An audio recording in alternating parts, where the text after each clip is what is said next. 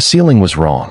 That was the first thing Heather White registered. Not the silk of the sheets against her skin, not the weight of the silence, not the quality of the light that was coming through curtains that were certainly not her curtains. The ceiling. It was too high, too white, with the specific, architectural confidence of a ceiling that had been designed to communicate something about the person who slept beneath it. Her ceiling, in her apartment in Midtown Nashville, had a water stain near the left corner that she had been meaning to have repaired since March. This was not her ceiling. She sat up. She did this before she was fully awake, with the animal instinct of someone whose body had registered the wrongness before her mind had finished assembling the morning. She sat up and she looked at the room and she understood, in the specific, cold, complete way of understanding that arrives before you are ready for it, that she did not know where she was. The room was large, larger than a hotel room, or rather, it had the quality of a space that had been designed for living rather than for the performance of accommodation, the kind of space that cost more than hotel rooms because it was not trying to be a hotel room at all. Dark furniture, clean lines. The curtains were floor to ceiling and they were the color of deep charcoal, and they were blocking the daylight that was pressing at their edges with the specific, urgent quality of late morning sun. She looked at herself. She was wearing a shirt, a man's dress shirt, white, crisp at the collar in the way of something that had been laundered and pressed by someone who treated clothing like a professional responsibility rather than a domestic one. It reached her mid-thigh. Beneath it, she was wearing nothing except the specific, hollow, full-body wrongness of not knowing how she had come to be wearing it. Her dress, the black cocktail dress she had put on the previous evening for the Meridian Group charity gala, was folded on the chair by the window. Her shoes were beneath the chair, placed with the deliberate care of someone who had left them there intentionally. Her bag was on the dresser, closed, present, as if someone had arranged her things with the specific, careful consideration of a person who wanted to communicate. Nothing was taken.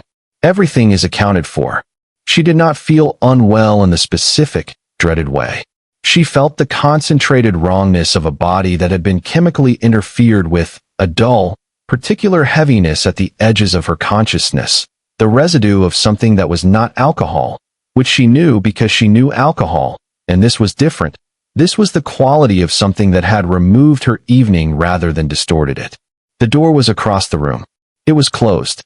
She was not alone in the penthouse. She understood this without hearing anyone. The quality of occupied space is different from empty space in a way that the body knows before the ears confirm it. Someone was on the other side of the door, and whoever was on the other side of the door was in the penthouse that she had woken up in wearing a man's dress shirt with her dress on the chair and no memory of the last several hours of her life. Her phone was on the bedside table, also placed there deliberately. She reached for it. 6 missed calls. From Dorian. Dorian, who had been her boyfriend for 2 years. Dorian, who had called her 4 times between 11 p.m. and 1 a.m. Dorian, who? And this was the detail that arrived last, the one that landed in her chest with the specific, compressed weight of a thing she had been living in for weeks without fully confronting, had told her last night, before she left for the gala he had declined to attend, that he had a question to ask her this weekend. A question, he had said, with the specific, loaded emphasis of a man who wanted her to understand the category of question without asking it prematurely. The time on her phone was 9:47 a.m. The proposal, and she understood now, with the clarity of a person whose mind has resolved an ambiguity it had been managing, was scheduled for dinner tonight.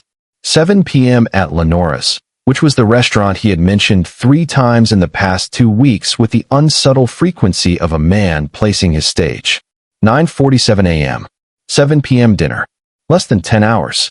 And she was in a bed that was not hers, in a shirt that was not hers, in a room that had a ceiling nothing like her ceiling, with no memory of how she had arrived.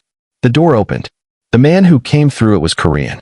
Mid-40s, lean in the way of someone whose body had been maintained as a professional asset rather than a personal project, with the specific, absolute quality of someone who moved through every space he occupied with the certainty of its belonging to him.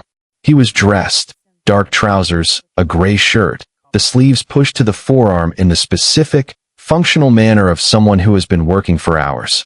He was carrying 2 cups of coffee, and he looked at Heather the way a person looks at something they have been waiting on and are now receiving with the full, steady attention of someone for whom the receiving was the plan. He set 1 cup on the bedside table. He looked at her. "You're awake," he said. "I'm awake," she said, in the specific, flat, full alert tone of a woman who was awake and was going to require a great deal of information before she was anything other than awake. "Good," he said. He held his own cup. He looked at her with the full, unmanaged attention of a man who had something to say and was deciding how to begin. "There are things you need to know," he said. "About last night. About Dorian Beecham. About why you are in this room and not somewhere considerably more dangerous." She looked at him. "Who are you?" she said. He held her gaze. "My name is Q Hook," he said, "and I have been watching out for you since the night your boyfriend arranged to have you removed from the situation you were about to walk into." The room was very still. "The proposal isn't what you think it is," he said, "and you have approximately 9 hours to understand why." She held the coffee cup. She looked at the man who had said her boyfriend's name in the same sentence as arranged and removed, and who was standing in the room where she had woken up with the specific, settled certainty of someone who had been waiting for her to be ready to hear what he was about to say. She was ready. "Tell me everything," she said. A note before we begin. This narrator came to this story through Heather White, who tells it with the specific, unflinching clarity of a woman who has processed every hour of it and arrived at the version she considers true. What follows is assembled from her account, from the people who were present, and from what was confirmed in the weeks that followed. The bed was real. The shirt was real. The 9 hours happened exactly as described. And what Dorian Beecham had arranged was, by any available measure, the most precisely constructed trap that Heather White had ever been the target of, until the man who had caught her in it decided, for reasons that will require the full story to understand, to catch her before she fell instead. Subscribe before this story moves 1 word forward. Because what Q Hook tells Heather in the next 4 minutes, about Dorian, about the gala, about the specific thing she was about to walk into when someone put something in her drink, is the information that changes the shape of everything she thought she understood. You need to already be here. Heather White had been a corporate attorney for 6 years, and she had learned, in those 6 years, that the most dangerous things in her professional world were not the things that announced themselves. They were the things that arrived in the vocabulary of the ordinary, the contract clause that was worded correctly until it wasn't, the due diligence file that was complete except for the one document that changed everything, the meeting that was framed as routine and was, at its actual level, the meeting that determined the direction of everything that followed. She was 32.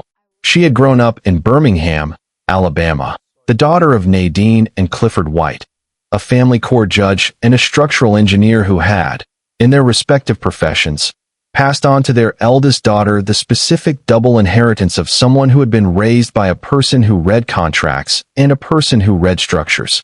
The habit of understanding what things were made of rather than simply what they looked like, and the understanding that what things looked like was the surface, and the surface was never the whole picture. She had studied law at Emory. She had been recruited into her current firm, Halsworth and Crane, commercial litigation with a specialty in corporate fraud and financial disputes, at 26, and had built, in 6 years, a reputation for the particular, methodical thoroughness of someone who found the thing that had been designed not to be found, and then built the case around it with the patient, structural precision of a person who had been taught to understand what things were made of. She was good at her job. She was good at it in the way that meant her opponents in deposition rooms understood within the first 20 minutes that the preparation was complete and the questions had not been constructed for effect, but for accuracy, and that accuracy was the most expensive thing she could bring to a room. She had been with Dorian Beecham for 2 years. She had met him at a firm event. He was a venture capital strategist at a Nashville-based fund called Corrigan Capital, attractive and articulate and present in the specific, engaging way of men who had learned that full attention was the most effective tool in the management of the people they needed. He was 36, American, with the easy confidence of someone who had never had a reason to doubt that the rooms he entered were rooms that would receive him correctly.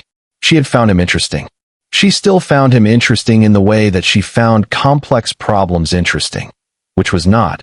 She had come to understand over the 2 years, quite the same as finding a person interesting, though it had taken her longer than she would have liked to make the distinction clearly. She had not been unhappy.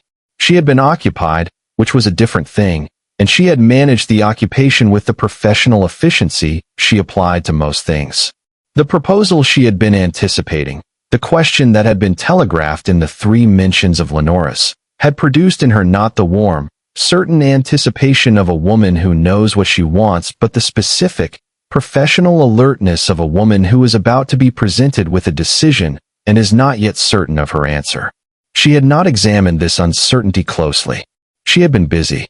The Meridian Group Gala had been on her calendar for 6 weeks, a charity event for a performing arts foundation, attended by the Nashville commercial community, which she attended annually because Halsworth and Crane had a relationship with the foundation's board, and because the event was the kind of thing her professional presence at was both expected and useful.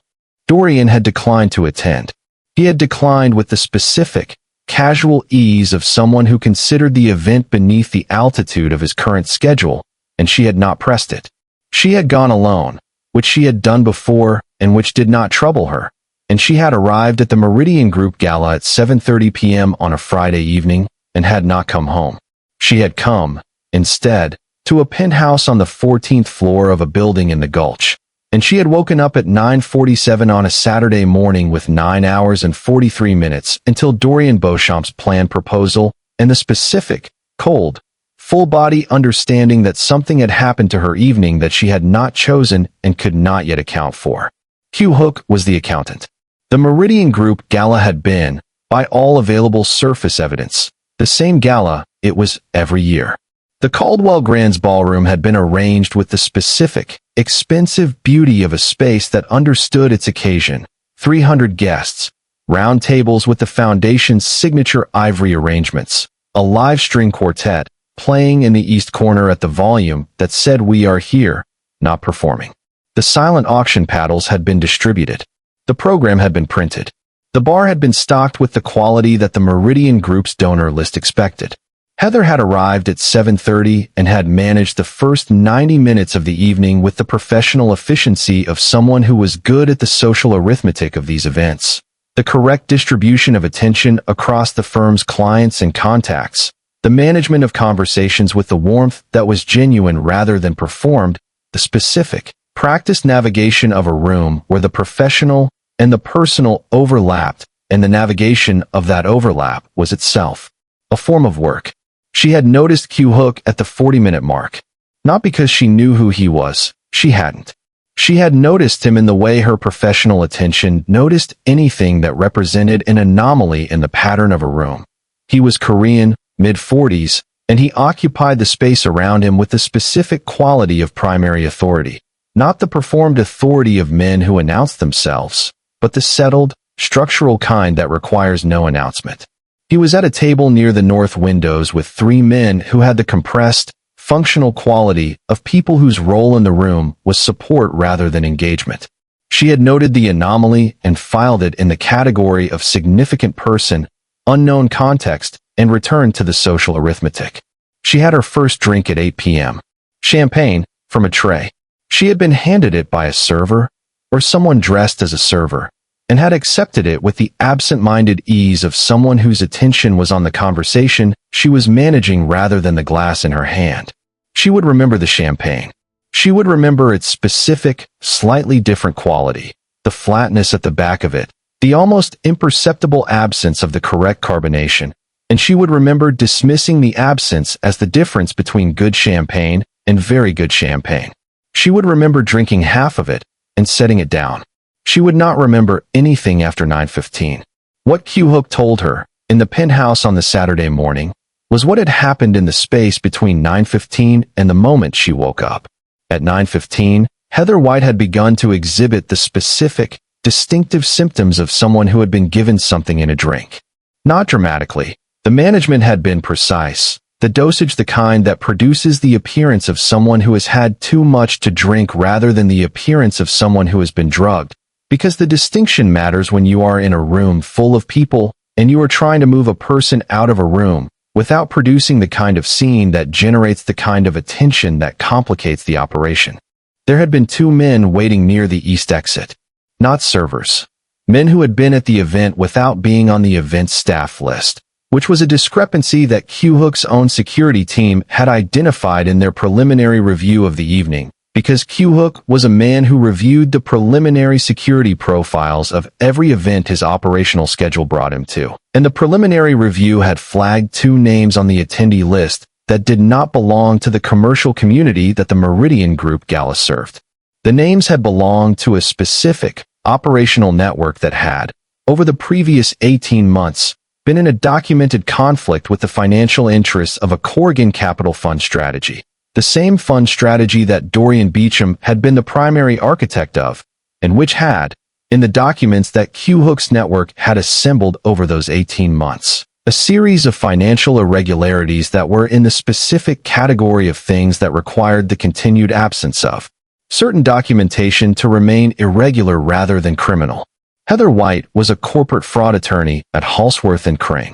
She had been assigned, 6 weeks ago, to a due diligence review for a client who was considering a significant investment in a Corrigan Capital Fund. She had been doing the review with the methodical thoroughness that was her professional signature. She had been 3 weeks from finding something. Dorian had known. Q-Hook's team had been watching the gala's anomalies. They had watched the server who was not a server hand Heather the champagne. They had watched the two men position themselves near the east exit. They had watched Heather's posture change at the 9:15 mark with the specific, identifying quality of someone who has been given something they did not consent to. Q-Hook had given an instruction. The instruction had been short. His people had moved. The two men near the east exit had encountered a different kind of obstruction than they had been expecting, and Heather White had been brought, carefully, by a female member of Q-Hook's team, a woman named Giselle, who had managed the physical logistics with the focused, professional care of someone who understood that the person they were moving was not a variable but a person, to the car, to the penthouse, to the room with the wrong ceiling. Heather listened to this account from the penthouse bed on Saturday morning with the specific, professional attention she brought to complex briefings. She did not interrupt. She did not perform shock. She processed it with the focused, accumulating clarity of a woman who was building a picture in real time. When he finished, she was quiet for a long moment. "You were watching the gala," she said. "My team reviews the security profile of every event I attend," he said. "Why were you at the gala?" she said. "I was invited," he said. "I am on the Meridian Foundation's donor list." "That's not what I mean," she said. He looked at her. The full, direct attention she was coming to recognize as his default for honest questions. "I know it isn't," he said. "Why were you watching me?" she said. A pause. The specific pause of a man who has been asked the honest question and is deciding whether to give the honest answer or a version of it. "Because I knew your name," he said. "Before last night. From the due diligence review." She held very still. "You've seen my work," she said. "I've seen what your work was about to find," he said. "Which is a different thing." She looked at him across the penthouse bedroom. At the man who had her name from a due diligence file, and had watched a gala for anomalies, and had moved when the anomalies produced the specific, identifying pattern of someone being removed against their will. "How long have you known about Dorian?" she said. 18 months, he said. She held the coffee cup. She thought about 2 years. About the venture capital strategist with the full attention and the easy confidence and the 3 mentions of Lenora's and the question that was coming at 7 p.m. "Tell me what you know," she said. He told her. Dorian Beecham had been, at the beginning of his career at Corrigan Capital, the specific, legitimate version of what he presented himself as, a venture capital strategist with the instinct for emerging markets and the social fluency to build the relationships that emerging market investment required. He had been, in the first 4 years at Corrigan, genuinely good at the work. The turn had happened when the Corrigan Capital Fund he managed had taken a significant position in a Korean-American commercial development project, a project that had, at its legitimate surface, the standard vocabulary of commercial real estate development and had, at its less legitimate depth, been in contact with the operational network of a rival to Q-Hook's conglomerate. Not directly. Dorian was not the kind of man who made direct contact. The contact had been managed through intermediaries, through the specific, layered architecture of a man who was building something at one level while participating in a separate arrangement at another. The development project had provided the cover. The fund's investor communications had provided the vocabulary, and Dorian had provided the access to the financial networks that the development project needed, to the due diligence reviews that would have blocked certain transactions if they had been completed, and to the specific, ongoing management of information that had the potential to become inconvenient. He had been doing this for 14 months when Halsworth and Crane had been engaged to review the fund for an investor client.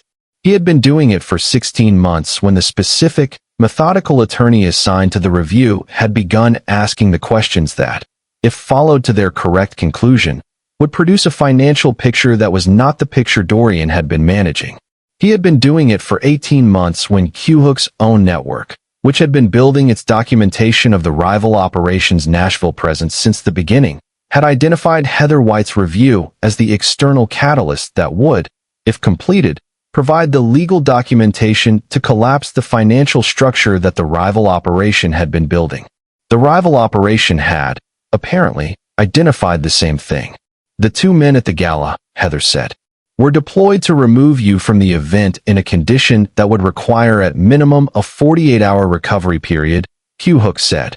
The due diligence review submission deadline is Monday morning. 48 hours would have been sufficient. She looked at him. Where would they have taken me? Not somewhere comfortable, he said, with the flat, accurate quality of someone choosing understatement with specific intention. She held this. She thought about the champagne, the specific flatness of it. The 9:15 mark. Dorian arranged this, she said. Not a question. The operations contact in Nashville arranged it, Q-Hook said. Dorian provided the logistical information, your event attendance, your schedule, your communication patterns, that made the arrangement possible. He knew what they were going to do to me. He knew you needed to be unavailable until Monday, Q-Hook said. The specific nature of the unavailability was the operations decision. She was quiet for a moment. In the professional way, the accumulating, organizing quiet of someone who is building a case from components. The proposal, she said, is not what it presents as, Q-Hook said. The proposal is the secondary insurance. A woman who has just accepted a marriage proposal from a man she has been with for 2 years is a woman whose professional decisions are in a specific, celebratory, personally oriented moment. It is much harder to submit a damaging due diligence report 48 hours after accepting a proposal than it is to submit one on a Monday morning when nothing specific has happened. He was going to propose to contain me, she said. He was going to propose to slow you down, Q-Hook said. The containment was meant to have happened last night. The proposal was the backup. She looked at the coffee cup. She thought about Dorian telling her he had a question. About the 3 mentions of Lenoris. About the specific, loaded quality of his emphasis. She thought about 2 years. How much of it was real, she said. And she said it the way lawyers say things when they already know the answer and are asking for the record. Q-Hook looked at her. He did not answer immediately. He gave the question the weight it deserved. I can tell you what his operational history contains, he said. I cannot tell you what was in his heart. What does the operational history contain? That the introduction was arranged, he said. The firm event where you met, a Corrigan Capital associate was tasked with ensuring you met Dorian that evening. The relationship's continuity was managed in the sense that certain decisions Dorian made over the 2 years were made with the specific calculation of maintaining your proximity to him and away from the case that would eventually land on your desk. He paused.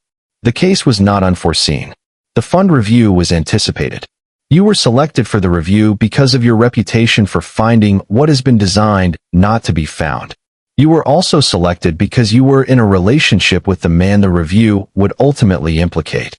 The room was very quiet. He put me on the case, she said.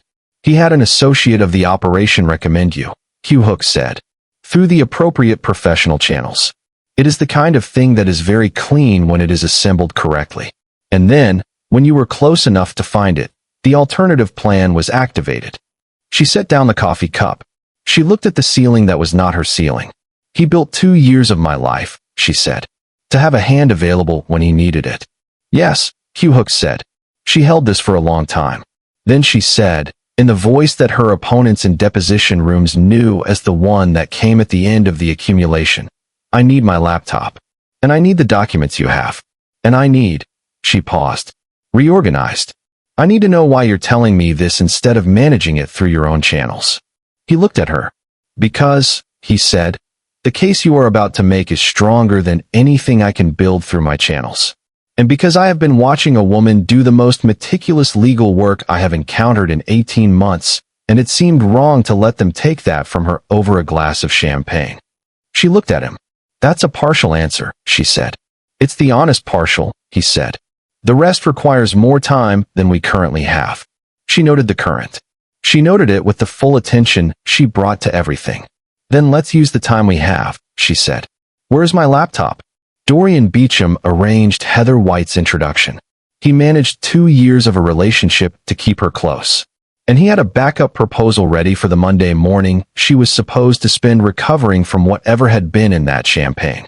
Subscribe, because what Heather finds when she opens her due diligence files in Q-Hook's penthouse is the exact piece of evidence that nobody in this story thought she had already pulled.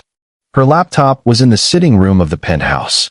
On the coffee table, with her bag, her phone charger, and a glass of water that had been placed there by someone who had understood that when she was ready, these were the things she would need. She came out of the bedroom in the man's dress shirt and sat on the couch with the focused, professional certainty of someone who had processed the morning's information and was now moving into the work phase. Q-Hook sat across from her with his own coffee. He did not speak. He understood, without being told, that the working version of Heather White did not require management or commentary. She required space and silence and the occasional answer to a specific, direct question. She opened her due diligence files. She had been on the Corrigan Capital Review for 6 weeks.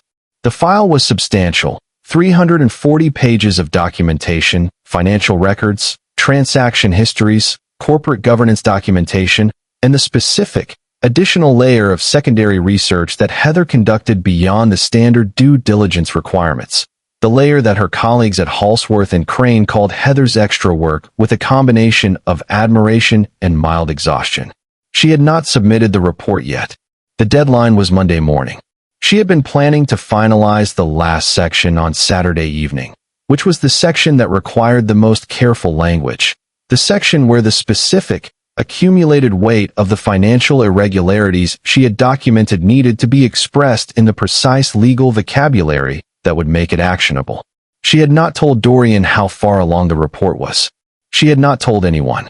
She pulled up the section she had been working on Thursday evening, the last evening before the gala, the evening she had spent at her desk until 11 p.m. with the focused attention of someone who was close enough to the conclusion to feel its shape. She read it. Then she read it again. Then she looked up at Q-Hook.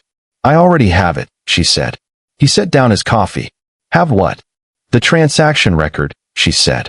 "The one that connects the fund's Ozone Avenue development account to the intermediate holding entity." She turned the laptop toward him. "I found it Thursday. I pulled it from a subsidiary filing that had been misfiled, either accidentally or in the hope that it would be sufficiently buried that the standard due diligence review wouldn't find it." She looked at him. "I filed it in my secure server. It's in the report." He looked at the screen. He read it with the focused attention of a man who understood what he was looking at. He was quiet for a moment. "This connects the development account directly to the operations financial structure," he said. "Through 2 intermediate entities," she said. "But the chain is documented. I have the filings, the transaction dates, and the account designation." She paused. If this report was submitted Monday morning, the Corrigan Capital Fund would be frozen pending investigation by Tuesday afternoon. He looked at her. "And you had this Thursday." "I had it Thursday," she said. "Dorian knew the deadline was Monday," he said. "He knew you were working this weekend." "He knew I was going to the gala Friday," she said. "He declined to come." She looked at the screen. "He knew I would have my laptop. He knew I would finalize the last section Saturday evening." She paused. "He knew that if I was 48 hours unavailable, the Monday morning submission wouldn't happen." "But the document is already in the report," Q-Hook said. "The document is already in the report," she confirmed. "On a secure server. Backed up twice." with a submission queue set to Monday morning at 9 a.m. Automatic, unless I cancel it. She looked at the screen for a moment. Then she looked at Q-Hook. He arranged all of this, she said. The introduction, the relationship, the setup last night, for a document that is already in a submission queue. He didn't know it was already there, Q-Hook said. No, she said. He didn't. She paused. Because I don't tell Dorian about my work. I never have. He has asked, occasionally, with the casual curiosity of someone who considers the question social. I have been professionally disciplined about confidentiality. She held his gaze. He made an assumption about my progress. He was wrong by 48 hours. The penthouse was very still. Then Heather said, the report submits Monday at 9 a.m. regardless of what happens today. She closed the laptop. Which means that what Dorian planned for last night was not only unnecessary, it is going to produce a very specific, additional kind of evidence. Because what happened last night, the champagne, the two men, the removal, is itself criminal, and it is connected to the same operation the report is going to document, and the attempted interference with a legal process is something that the people receiving the Monday morning report are going to be very interested in. She looked at Q-Hook. I need to call my supervising partner, she said. And I need to document everything you've told me this morning with the same precision I would document a client briefing. Your team's security profile of the gala, the names of the two men, the operational intelligence about the connection between the rival network and Corgan Capital. She paused. I also need to know if you are willing to be a source. He looked at her for a long moment. At the woman who had woken up in his bed 6 hours ago wearing his shirt and had spent those 6 hours assembling the full picture with the professional precision of someone who had been doing this for 6 years and who had just discovered that the document everyone had tried to stop her finding was already in a submission queue. Yes, he said. Then we have, she checked her phone, 8 hours and 44 minutes before I need to be somewhere. The proposal, he said. The proposal, she confirmed, which I am going to attend. Because Dorian does not know that the report is already submitted, and because what he does when he arrives at Lenora's and produces the proposal is itself evidence of the intent we are going to document, and because I would like to be in that room when he understands that the thing he built 2 years of a relationship to prevent happened anyway. Q-Hook looked at her. The expression she would spend the following months cataloging, not the operational version of his attention, which was substantial, but something underneath that. You're going to let him propose, he said. I'm going to let him arrive at the room, she said. What happens at the table is something I haven't finished planning yet. He almost smiled. Not the performed kind, the real one, which she was beginning to understand was rare and which she noted because she noted everything. What do you need from me, he said. Your documentation and your mourning, she said. And in return, you get the full credit as a cooperating source on the case that's going to collapse the operation your network has been documenting for 18 months. That is a very direct negotiation, he said. It's what I do, she said. He sat back. Then let's get to work, he said. They worked. Not the performed, organizational version of working, the actual kind, with the focused, accumulating energy of two people who each had something the other needed, and who were moving toward a shared conclusion with the complementary precision of people whose methods were different and whose goal was the same. Q-Hook's documentation was, from a professional standpoint, the most comprehensive secondary source Heather had encountered on the Corgan Capital operation. His network had been building it for 18 months with the patient, methodical thoroughness of a man who understood that the most durable cases were built from the accumulation of specific, irrefutable details rather than from the dramatic, single-point revelations that created spectacle without consequence. She reviewed it with her professional attention. She asked specific, direct questions. He answered them with the same precision. When the answer required context she did not have, he provided the context without performing the provision of it, without making the sharing of information feel like a negotiation or a gesture, simply giving her the accurate version because she had asked for it, and because she had established, in the first 40 minutes of their working session, that she was the kind of person who needed and could use the accurate version. She had never worked with anyone who answered her questions this way.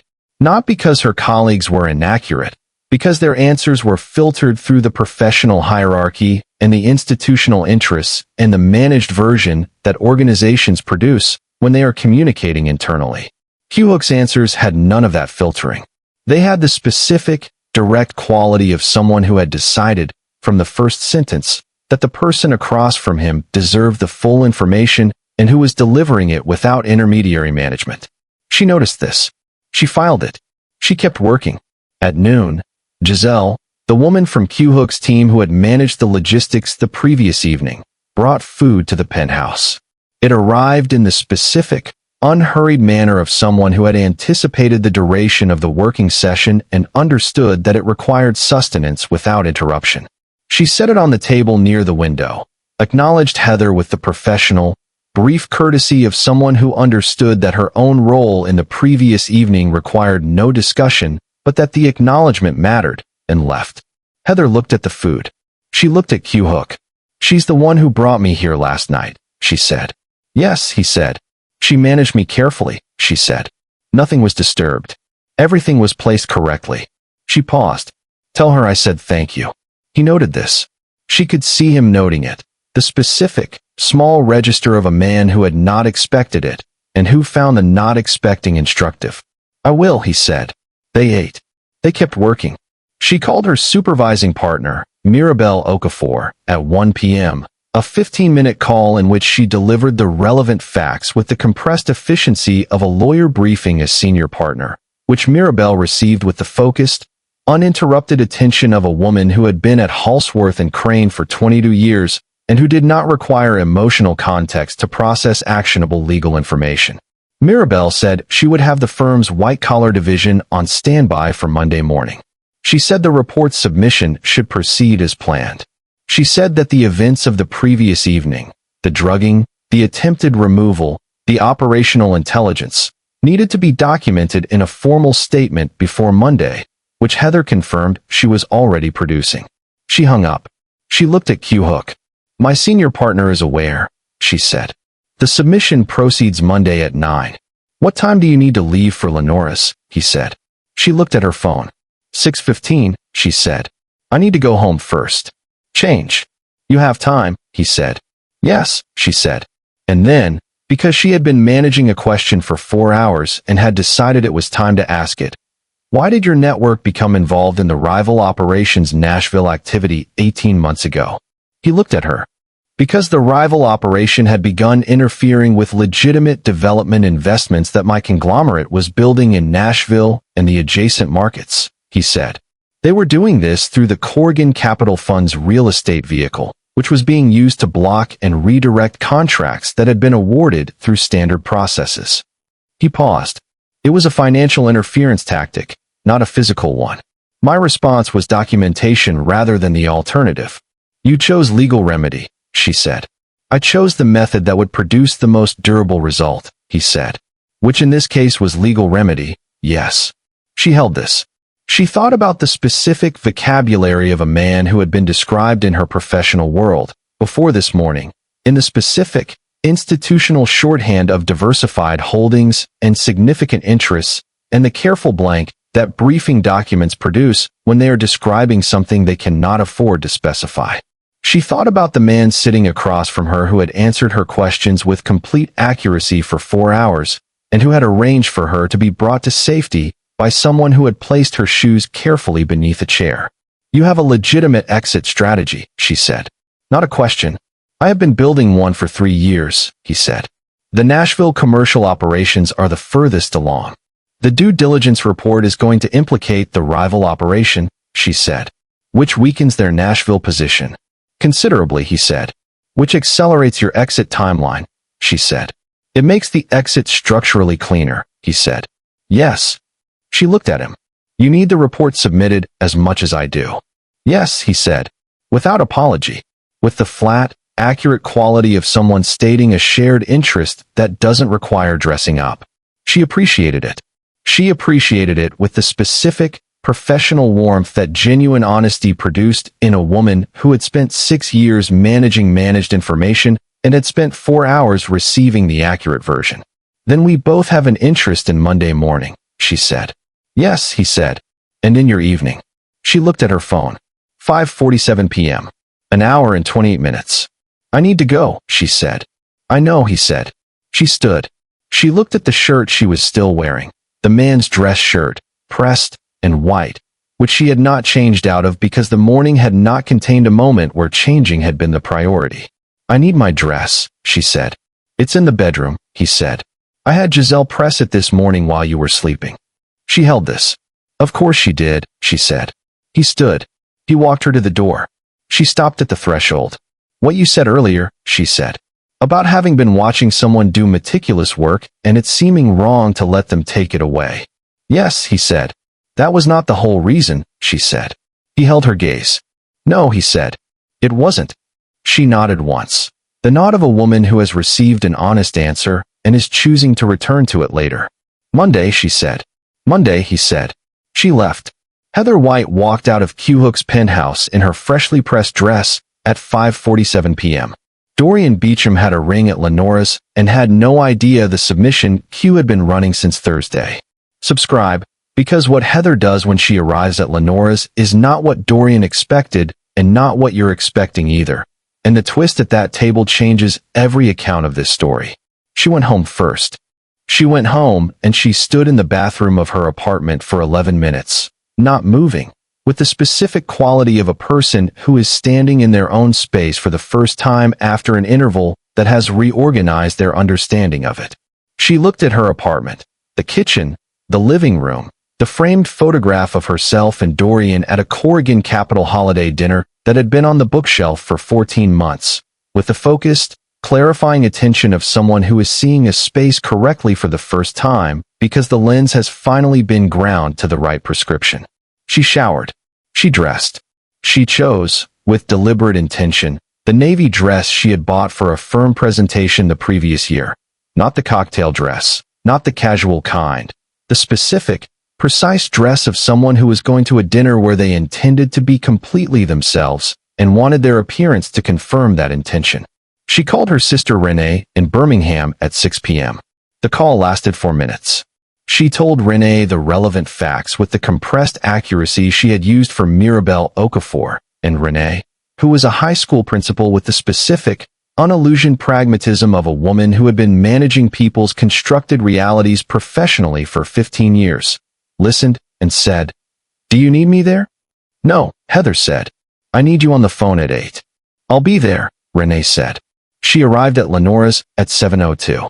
2 minutes late, which was intentional.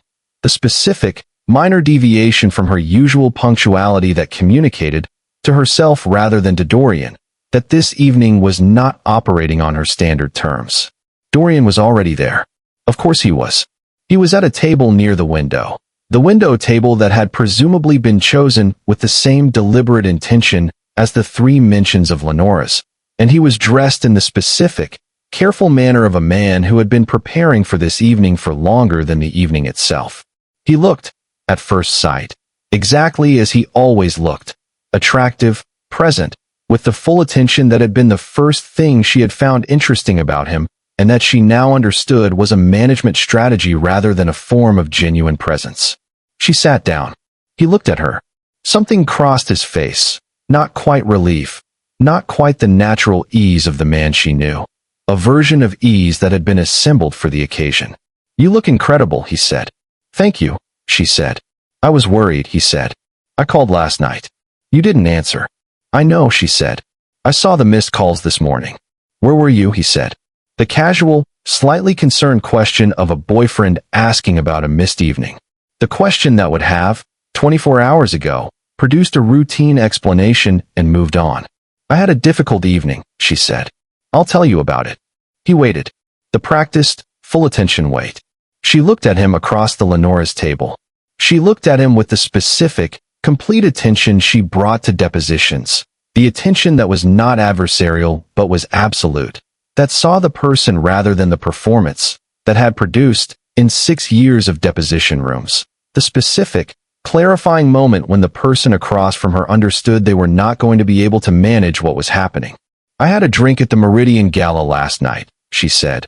That was not what it appeared to be. He held his expression. He was very good at holding his expression. "What do you mean?" he said. I mean, someone put something in it, she said. Simply. Heather. I'm fine, she said. I was brought somewhere safe. I woke up this morning and I spent the day working. She paused. On the Corrigan Capital due diligence review. Something happened in his face.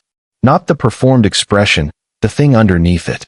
The specific, arrested quality of a man who has heard a sentence that has not arrived on the schedule he was managing. I finished the last section, she said. The one with the Ozone Avenue transaction record. It was in the file since Thursday. I set it to auto-submit Monday morning. She held his gaze. Did you know I work that way? Automatic submissions for finalized sections. He said nothing.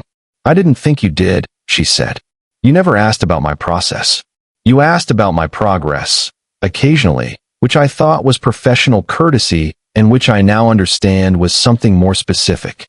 Heather, he said, in the voice of a man reaching for the management tool he had always been able to find in this relationship. I don't know what you've been told, but, Dorian, she said, in the voice that came at the end of the accumulation. I'm going to tell you what I know. And I'm going to tell it to you the same way I tell things to people in deposition rooms, which means it will be accurate, and it will be complete, and it will not require your response because your response is not the point. He was very still. The introduction was arranged, she said. The firm event, for years ago. The subsequent relationship was managed with the specific purpose of keeping me in proximity while keeping the Corrigan Capital exposure at a manageable distance. She paused. The case was not unforeseen. I was selected for it because of my reputation and because of my proximity to you. And when I was close enough to find what was there to find, the alternative plan was activated. Last night was the alternative plan. She held his gaze. The alternative plan failed. The report is in the submission queue. And on Monday morning, the people at the receiving end of that report are going to be very interested in what happened at the Meridian Gala last night, and in the two men who were at the East exit, and in the conversation I spent this morning documenting with someone who has been building the same case from the other direction for 18 months. The restaurant was doing its work around them. The ambient conversation, the service, the soft evening light. The table was exactly as Dorian had arranged it. You were going to propose tonight, she said. He said nothing. I know, she said. I'm telling you, clearly, that the answer is no. Not because of Monday morning.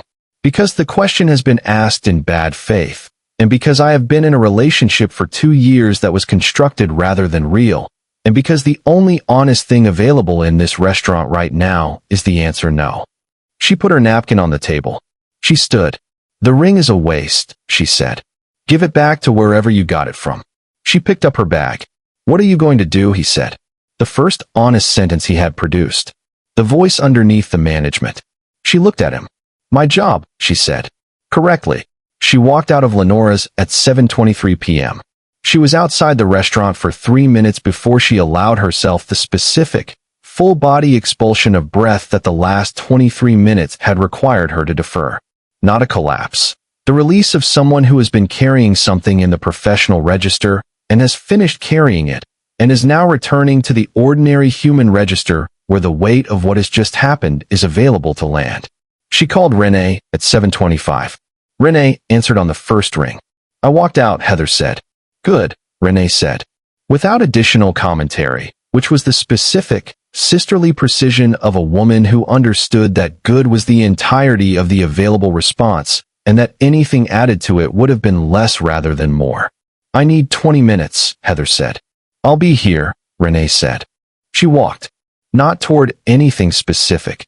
The specific, purposeful walking of someone who is using movement to process what stillness cannot yet contain. She walked 2 blocks in the Nashville evening with the quality of a woman who has just done something irreversible and is taking the appropriate amount of time to understand that the irreversibility is exactly what was required.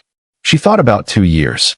Not with grief, with the specific, clinical quality of someone who is doing an accurate accounting. 2 years of full attention, that was management. 2 years of easy confidence, that was calculation. 2 years of Lenora's mentions and holiday photographs and the specific, accumulated performance of a relationship that had been, at its foundation, a function rather than a thing. She did not feel the grief of someone who has lost something real. She felt the specific, unsettling weight of someone who has discovered that what they thought was real was not, and who is now reassessing the 2 years for what was actually there. Some things had been real. She was precise about this in her own accounting. The conversations had been real in the sense that she had been real in them. Her thoughts, her engagement, her presence. What had not been real was the response. What she had been given back across the 2 years was the managed version of a person who had studied what she needed and reflected it at the correct frequency. It was a sophisticated operation. She could acknowledge this with the professional detachment of someone who had spent 6 years being impressed by the sophistication of the operation she dismantled. She stopped walking. She was at a bench on a quiet street 2 blocks from Lenore's. She sat down. She sat with the evening for a moment. The Nashville spring evening, warm, with the particular quality of a city being alive around a person who is in the specific, quiet process of recalibrating. Her phone rang. Not Renee. A number she had saved that morning. She answered. "You're outside," Hugh Hook said. Not a question. He knew. Giselle, probably, or some equivalent of the awareness that his network maintained about the situations it had been involved in. She was not troubled by this. She was, at this specific moment, the opposite of troubled by it. "I walked out," she said. "I know," he said. "How are you?" She held the phone. She thought about the question, the specific, direct question that was not how did it go or what happened, but how are you, which was the question about the person rather than the event, and which was, she thought, the correct question. "I'm okay," she said. "I'm sitting on a bench. I need another 10 minutes. "Take 20, he said. I said 10. "I know," he said. I said 20. "Because you've been managing yourself in the professional register for the last several hours, and the personal register is going to need more than 10 minutes, and you should give it what it needs." She was quiet for a moment. Then, "That's an unexpectedly accurate observation for someone calling to check in. I've been paying attention," he said. She smiled. Not the professional version, the real one, the one that arrived without management, which she noted because she noted everything. 20 minutes, she said. "I'll be at the bench on Connell Street in 20 minutes, he said. "How do you know I'm on Connell Street?" A pause. "You walked north from Lenore's," he said. "There's a bench on Connell that is 2 blocks from the restaurant, and is the reasonable walking distance from someone who needed to move, but not to go anywhere." "You anticipated me," she said. "I've been paying attention," he said again. In the same tone. The tone that was not performing anything. She held the phone. She thought about 8 hours of working side by side in a penthouse and the answers that had no filtering and the document she had already pulled and the auto-submission queue and the proposal she had refused. She thought about the specific quality of someone who gave you 20 minutes when you said you needed 10. "I'll be here," she said. He was there in 19 minutes. He sat down on the bench at the correct distance. Not the intimate distance, not the formal distance. The specific, honest distance of someone who had understood, over the course of a day that contained everything the day had contained, that the correct distance was the one that communicated presence without claiming more than presence. They sat in the Nashville evening, not talking immediately, in the specific, particular quiet of 2 people who had spent 8 hours saying everything that needed saying and were now in the space after the saying. "The report submits Monday at 9, she said. "I know," he said. "What happens to your exit timeline?" she said. "It accelerates," he said. "In the right direction." She nodded. "And Dorian?" "I am currently making phone calls," he said. "His contacts at the operation are going to tell him that the report was already complete and that the intervention last night was unnecessary. He is going to understand that the window has closed." "Good," she said. They sat for a moment. "I was at the Meridian Gala for the same reason you were," she said. "The foundation. The firm's relationship with the board." "I know," he said. "When did you first know my name?" she said. "Specifically. Not from the review, before that." He was quiet for a moment. The honest sentence pause. 8 months ago, he said. "A case I reviewed with my legal advisors referenced a Halsworth and Crane attorney who had found a transaction record that 3 other firms had missed. The record was in the same transaction category as the ones I'd been tracking for the rival operation." He paused. "The name on the filing was Heather White." "That was the Kellerman case," she said. "Yes," he said. "You remembered my name from 8 months ago." "I remembered your method," he said. The name was attached to the method. She looked at him across the bench. At the man who had been watching a case from the other direction for 18 months, and who had watched a gala for anomalies, and who had given an instruction when the anomalies produced the wrong pattern, and who had answered her questions with complete accuracy for 8 hours, and who had said the proposal isn't what you think it is, and who had said take 20 when she needed 10. "What is this?" she said, in the same voice she had used in the garden at Chongdam Hill. Not that garden, that quality. The voice of a direct question that knows the answer is complicated and is asking anyway. He looked at her. The full attention. The one with nothing performed in it. "I don't know yet," he said. She appreciated the honesty. "Neither do I," she said. "But I think we should figure it out correctly." "Yes," he said. "That's exactly what I think." Heather White told Dorian Beecham the full picture at Lenora's and walked out. Q Hook was at the bench for 19 minutes. Subscribe, because the Monday morning submission and what it produces is only the beginning of the twist, and the twist itself involves a name in the Corrigan Capital records that neither Heather nor Q Hook was expecting to find there. The submission went through at 9 a.m. Monday morning precisely. Heather was at her desk at Halsworth and Crane at 8:45, dressed for the day she had been building toward for 6 weeks with the specific, settled clarity of someone who has arrived at the conclusion of a process and is ready to account for it.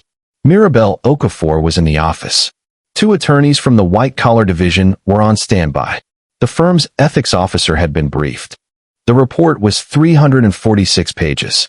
The last section, the Ozone Avenue transaction record, the intermediate holding entities, the chain of connections that the misfiled subsidiary document had allowed her to build, was 62 pages of the most precise, irrefutable financial documentation she had produced in 6 years of practice.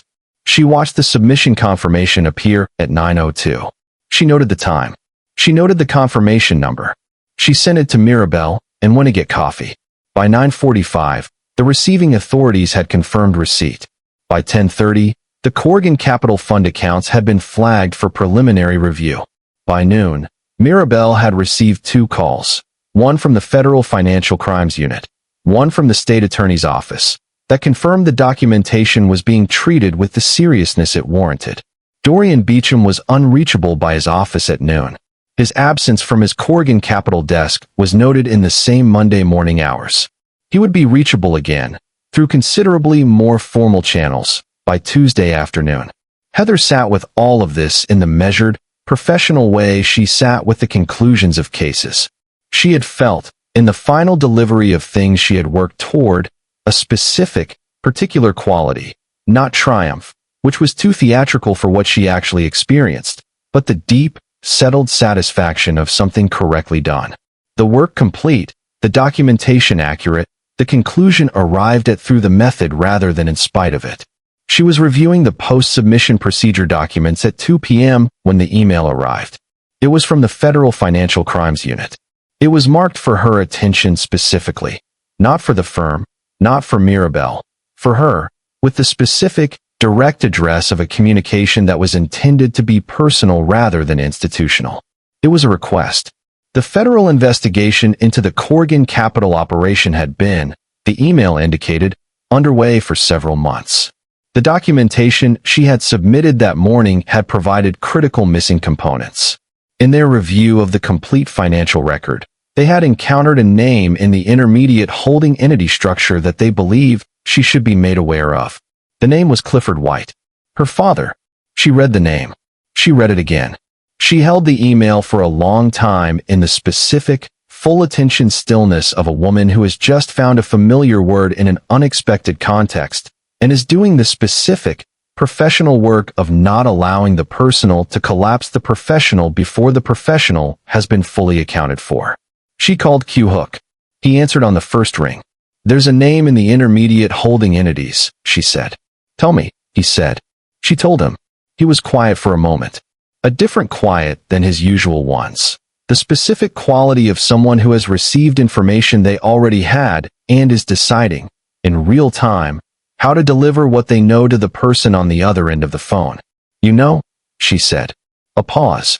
"I encountered the name," he said, "in the 18 months of documentation. I did not know the relationship until this morning. when the firm's public profile listed your family connections. When is this morning? She said. Before the bench last night, he said. After. You sat on a bench with me, and you knew. I knew the name was in the record, he said. I did not know what you knew or didn't know, or what the federal unit would communicate and when. I was not going to tell you on a bench in the evening when you had just walked out of a restaurant, and the evening had already contained everything it could reasonably hold. She held the phone. She thought about this. She thought about take 20 and the correct distance on the bench. What do you know about the name in the record? She said. That it is the name of a passive investor, he said. Not an architect, not a principal. The specific, limited entry point category of someone who was brought into the structure as a passive vehicle rather than an active participant. He paused. The federal unit will have the same read. The distinction is significant. Passive, she said. Passive, he said. Which means someone used your father's investment vehicle without his full understanding of what it was being used for. He paused. Which means Dorian Beecham may have had a longer operational connection to your life than 2 years. She was very still. He used my father, she said. The investigation will determine the extent, he said.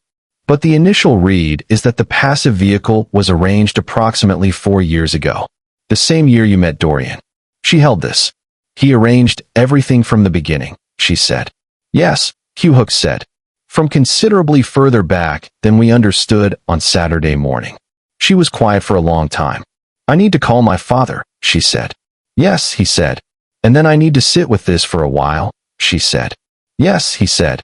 And then, she said, I need to have a conversation with you about the 18 months and what you knew at each point and why you made the decisions you made about what to tell me and when. Yes, he said. That conversation is necessary, and I will not manage any part of it. Good, she said. She hung up. She called her father.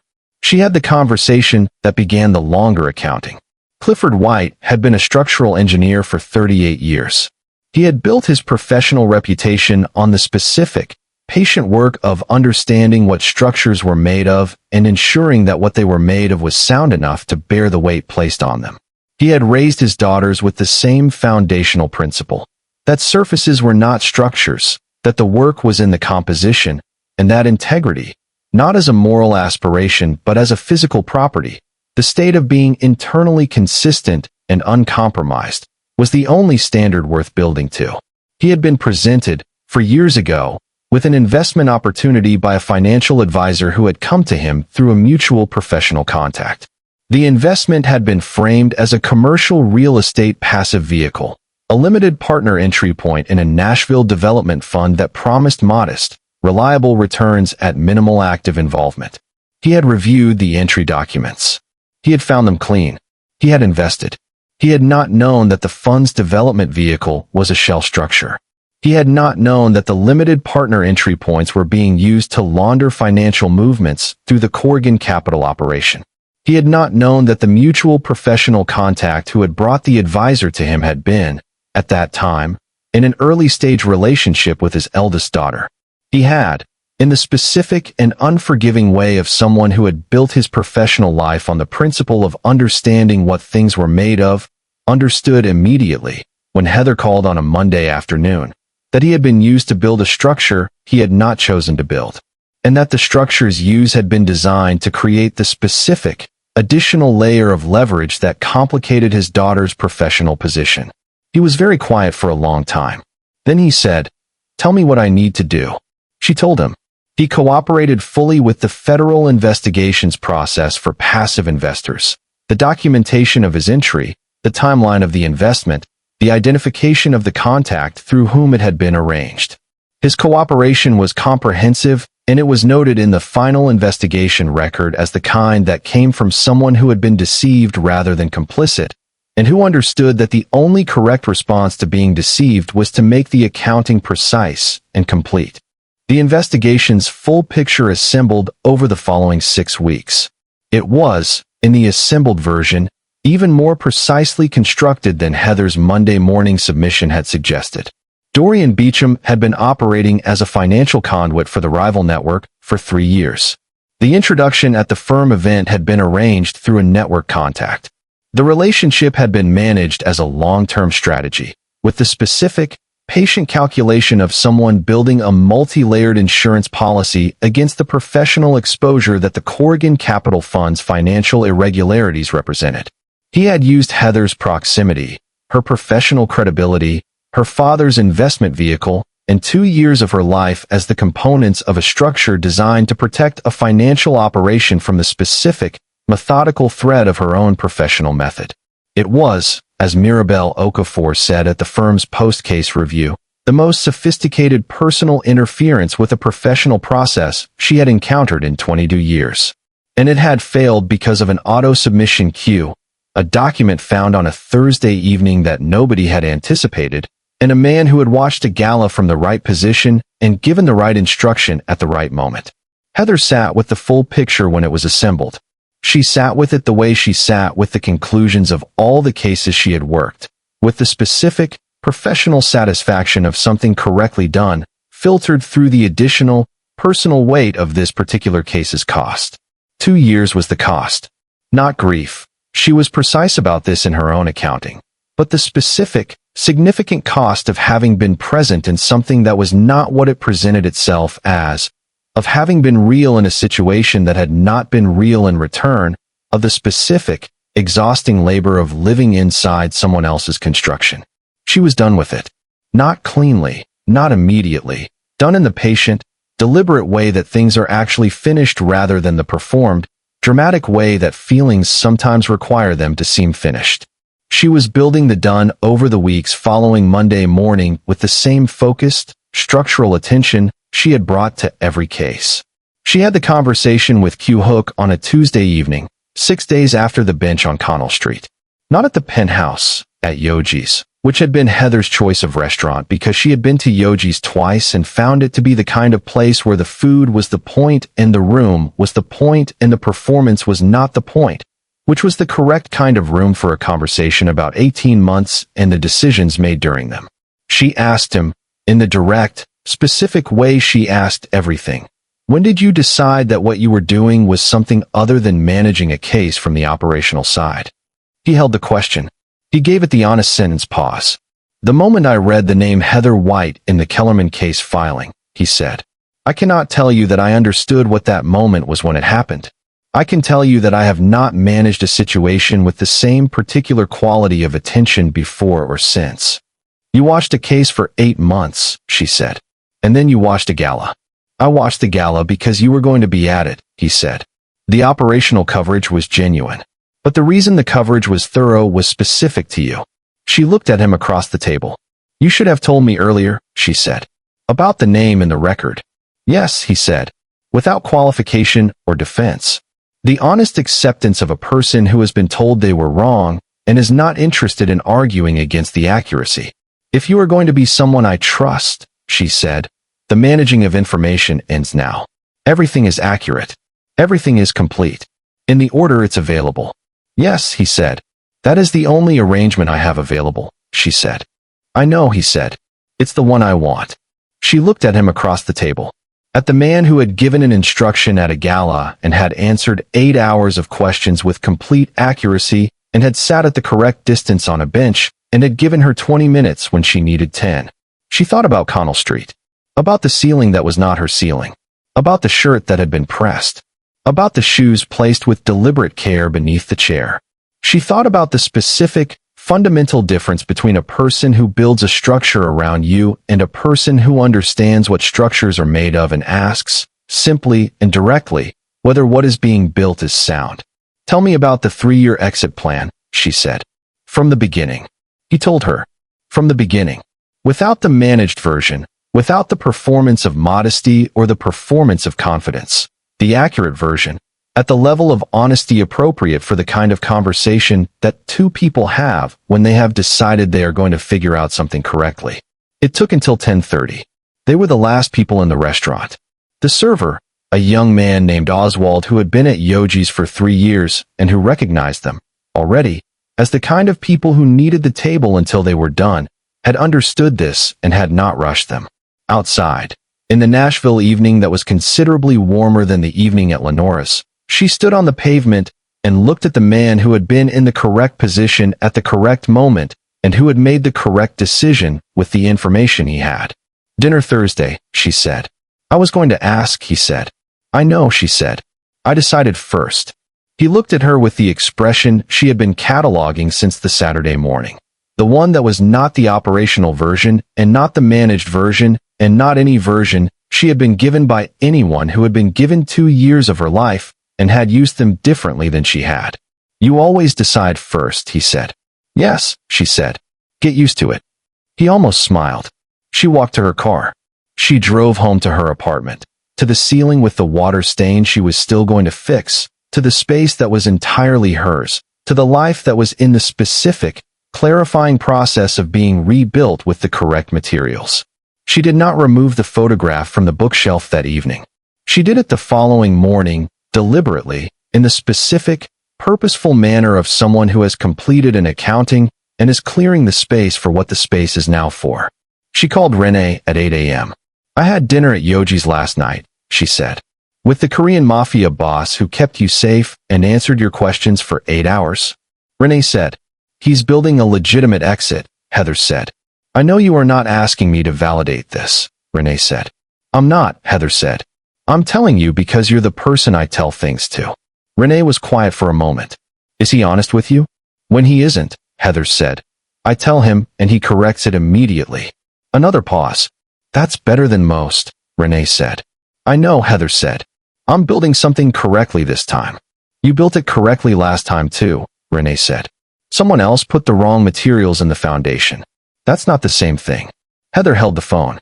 She thought about structural integrity, about what it was made of, about the specific, patient work of understanding the composition before you trust the load. Thursday, she said. Yoji's. 7 p.m. Good, Renee said.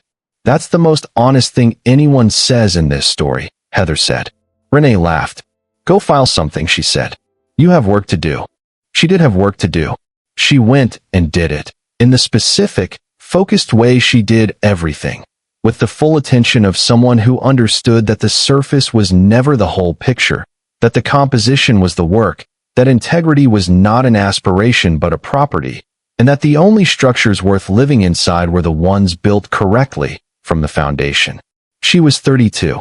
She had a ceiling she was going to fix.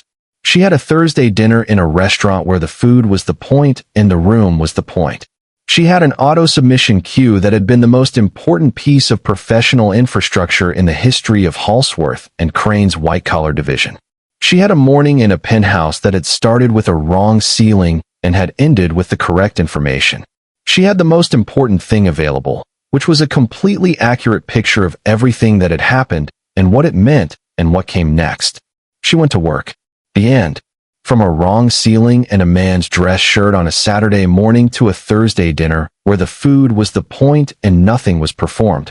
Heather White's story proves that the most dangerous structures are the ones you don't know you're living inside until someone with the right position and the right instruction shows you the foundation. Dorian Beecham built 4 years of architecture around a woman who had been pulling the document since Thursday.